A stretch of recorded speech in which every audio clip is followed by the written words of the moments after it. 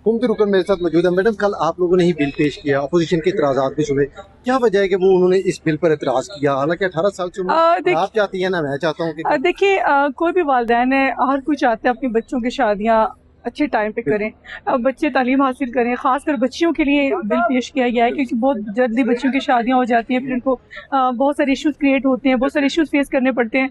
और ये बिल पेश करने का मकसद ये था कि वुमेन को प्रोटेक्शन दी जाए, वुमेन जो आगे बढ़ना चाहती है। देखिए, मैं भी अपनी बच्चियों की माँ हूँ और मैं नहीं चाहती मैं अपनी बच्चियों की शादियाँ 13, 14, 15 साल की उम्र में कर दूँ।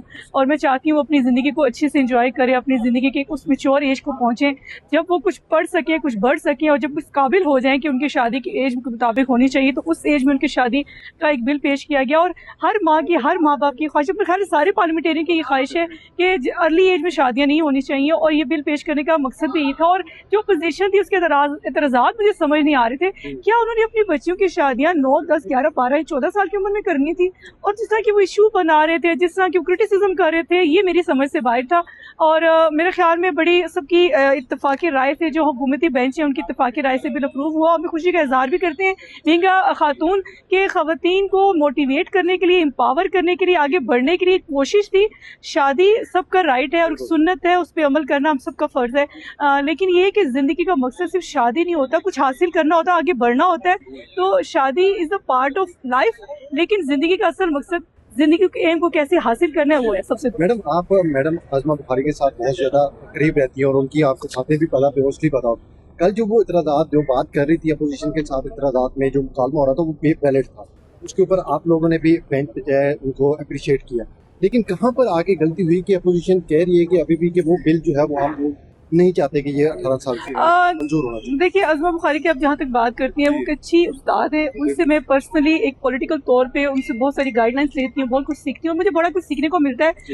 This is great honour for me कि मुझे उनकी साए के नीचे काम करने का मौका मिल रहा है। और उन्होंने जिस तरह इस पे आवाज़ बुलंद की है, और जो आवाज़ उनकी थी वो सारे पार्लियामेंटेरियन की, और हमने सबने उसको अप्रिशिएट किया।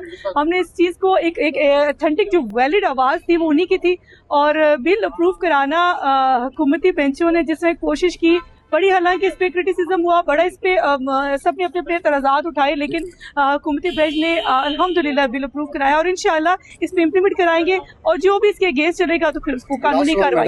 जो रिजर्व सीटें हैं उनको फंड्स तो नहीं मिलते, लेकिन आप अपने हल्के की आवाम के साथ किस तरह से, ताकि अगली दफा आप जब इलेक्शन हो आप अच्छे तरीके से इलेक्ट हो, तो उनके लिए कोई काम? देखिए, ये चीज़ गलत है कि जो सिलेक्टेड लोग होते हैं उनको फंड नहीं मिलते। सीएम पंजाब मरीम नवाज शरीफ साहब ने जितने भी इकदाम, जितने भी इनिशिएटिव्स लेके आई हैं, वो हमारे ही बेनिफिट में जा रहे हैं। और हम लोग जितना धीरानी प्लान है, जिस तरह हिम्मत कार्ड है, जिस तरह सेहत कार्ड है, जिस तरह लाइक जो घर की दहलीज पे मुफ्त अदियात की तरसील मुमकिन हुई है, एजुकेशन डिपार्टमेंट में जिस तरह स्कॉलरशिप प्लान है, ई बाइक्स है और प्रवास कार्ड, ही बहुत सारे ऐसे इनिशिएटिव्स हैं जो हम लोग जिस तरह ग्रास रूट लेवल पे लोगों के काम करना चाह रहे थे, वो सीएम पंजाब ने आसान कर दिखाए हैं।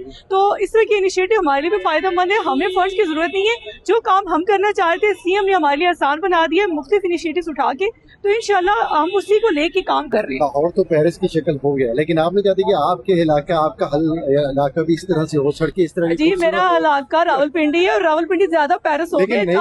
आपकी इतला के लिए अर्ज है, रावलपिंडी में मेट्रो बसेज हैं और जहाँ पे हमारे हार्ट हॉस्पिटल है, स्पोर्ट कॉम्प्लेक्स है, जितने भी खूबसूरती है अगर पार्क्स के हवाले से देखी जाए तो रावलपिंडी में मौजूद है। Rawalpindi is the basic city of the Punjab, और वहाँ पे मेरा जो हल्का है हनीफ अब्बासी का है, और हनीफ अब्बासी साहब ने बेशतर ऐसे प्रोजेक्ट्स, बेशतर ऐसे इकदाम किए हैं जो आवाम की फलाह के लिए, और अगर उनके प्रोजेक्ट निकाल दें तो रावलपिंडी में खंडर नजर आएगा। कौन सी ऐसी चीज है जो आप रावलपिंडी में आप रिक्वेस्ट करती हैं सीएम साहब को कि वो वहाँ पे होना चाहिए?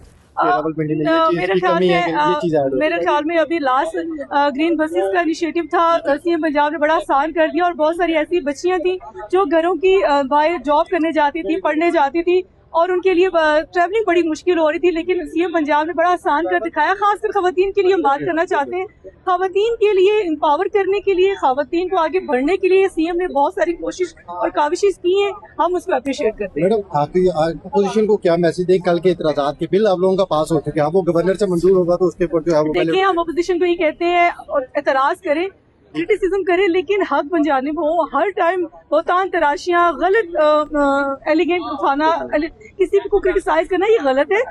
हक सच की बात करें ताकि आपको भी कहा जाए कि आप अच्छा काम करें। ये बोतान तराशियों से बाहर निकले, अमली काम करके दिखाएं ताकि आवाम आपको पसंद करे।